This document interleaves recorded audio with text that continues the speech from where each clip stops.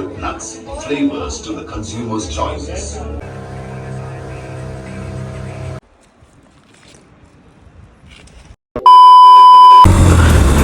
Hello friends, good morning. તો અત્યારે વાગ્યા છે સવારના 10 અને નીકળી રહ્યા છે ઊટી માટે. ઊટી અહીંથી છે 310 કિલોમીટર. કાલે રાતે થોડા થાકી ગયા હતા, મોડે સુધી ડ્રાઈવ કર્યું હતું એટલે તો કંઈક વિડીયો ઉતાર્યું નહીં, ડાયરેક્ટ સૂઈ ગયા હતા અને 9:30 વાગે નીકળી ગયા હતા અને હજી અહીંયાથી 300 કિલોમીટર જેવું બાકી છે ઊટી. સુલિયા, સંપાજે ગામના નામ બાકી જોરદાર આવે અહીંયા. સમારી લાલુ. લેંગ્વેજના બહુ પ્રોબ્લેમ થાય છે અહીંયા. આ લોકોને હિન્દી આવડે નહીં, ગુજરાતી આવડે નહીં.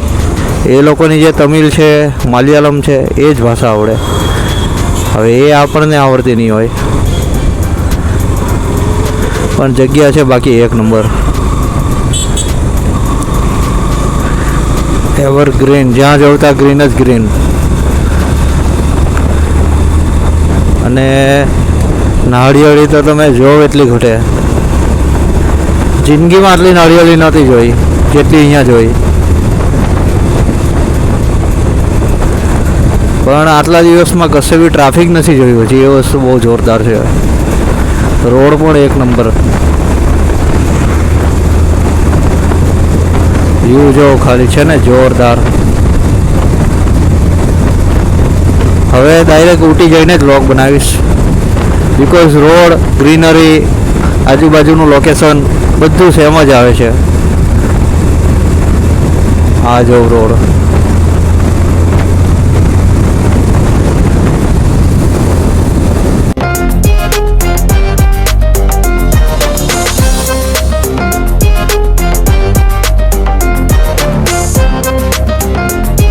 અત્યારે વાગ્યા છે સાંજના 5, 5:30.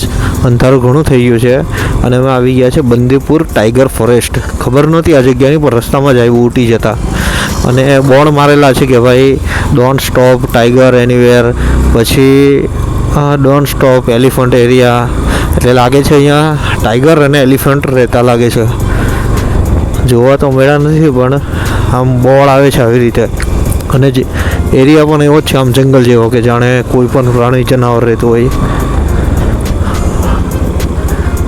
જોવા મળી જાય તો આમ એલિફન્ટ જોવા મળે તો વાંધો નહીં, પણ ટાઈગર જોવા મળે તો ફાટી રહે. આપણે ગીર જંગલ કરતાં આમ ભરેલું જંગલ છે. હાવ લીલોતરી વધારે છે અને આમ ઘણું જંગલ છે. હરણ ને એવું બધું આમ છૂટા ફરે છે, છે જોરદાર. એમ જોઈ શકો છો તમે. Tiger reserve area, no parking, picnic, photo literally છે ને.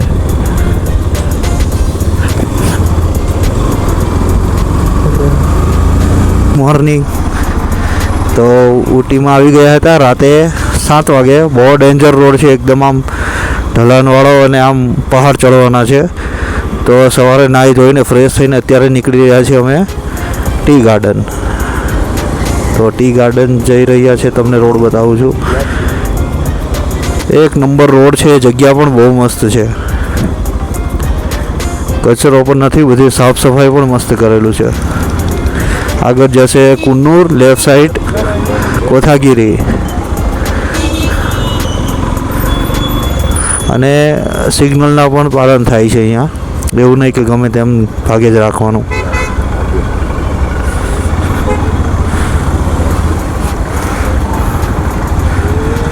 અહીંયાથી જવાનું છે લેફ્ટ. આગળ આવે છે કોઈમ્બતુર, કત્તાબેટ્ટુ, કોટાગીરી અને ડોડાબેટ્ટા પીક. નામ જ અઘરા છે, ખતરનાક. ચા પીવાની પણ બાકી છે હજી, તો ચાવાળાને શોધશું પહેલાં. ચાય કશે સારો વ્યૂ હોય ને ત્યાં જ ઊભી રાખવાની ઈચ્છા છે કે થોડોક ફોટોસ પણ ક્લિક થાય ચાય પીવા માટે.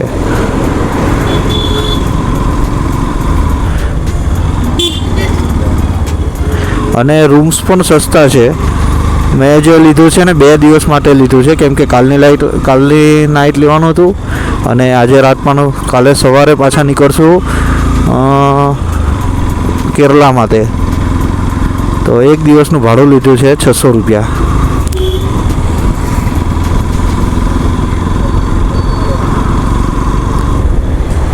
ઠંડક છે, એકદમ ઠંડી જેવું છે વાતાવરણ. રાતે ગજબની ઠંડી હતી. અહીંયા કંઈકનું સ્ટેડિયમ લાગે છે, બેડમિન્ટન કે એવું કંઈકનું. ચાલો અહીંયા ચા પી લઈ. ચા પીને પછી નીકળશું આગળ.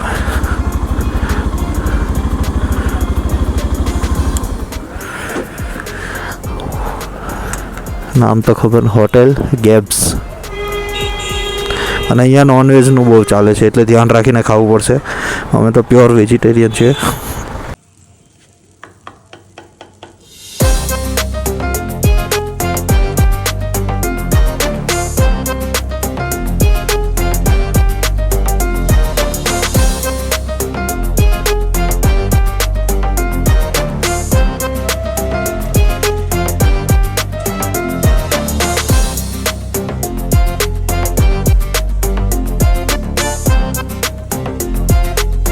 જો ફ્રેન્ડ્સ, આ છે એકદમ સુંદર ટી ગાર્ડન. દેખાય છે ને, જોરદાર. અને સુગંધ પણ ચા જેવી આવે છે. ચાની આપણે ભૂકી આવે ને પત્તી, એવી સ્મેલ આવે. બહુ જ સુંદર છે એકદમ. 20 રૂપિયા એન્ટ્રી ફી હતી અને 20 મિનિટનો ટાઈમ આપે 20 રૂપિયામાં. પણ જોરદાર લાગે છે એકદમ. ઊટી આના માટે જ ફેમસ છે ખાસ તો.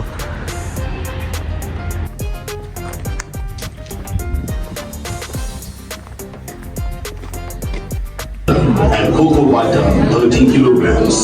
After 24 hours of conching, the chocolate is transferred to a melting tank and then kept at 50 degrees Celsius in liquid form milk.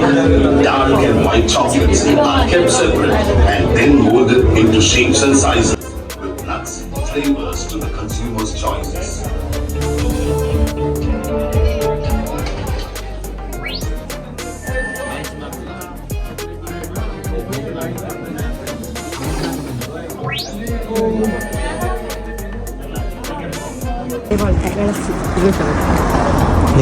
ನೀರಾ ಇದೇ ಬರ್ತೀನಿ ಎಲ್ಲಿ ಅದೇ ಕಾಯಿ 4 ரூபா ஒரு காய் ஒன்றா 3 பீஸ் இருக்கும். தரேன் நான் உங்களுக்கு பயணி கொடுத்துட்டேன். 2 80 கொடுக்கும்.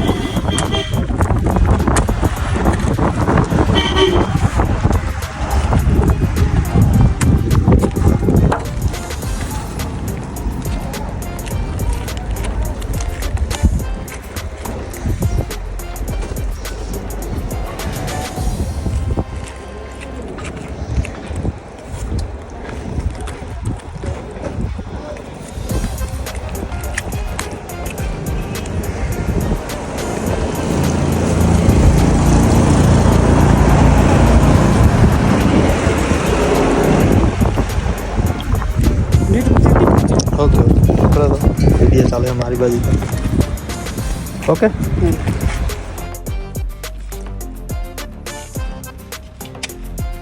હેલો મિત્રો, તો ઊટીમાં બેઠા છે બોટિંગ કરવા. પર પર્સન 100 થી 110 રૂપિયા લે છે અને 8 જણા ભરાઈને પછી જ ઉપાડે. પણ એક નંબર વ્યૂ છે. જો ઊટીમાં આવો ને તો આ કરવાનું ભૂલતા નહીં. બહુ જ મજા આવશે. 20 થી 25 મિનિટ રાખશે અંદર.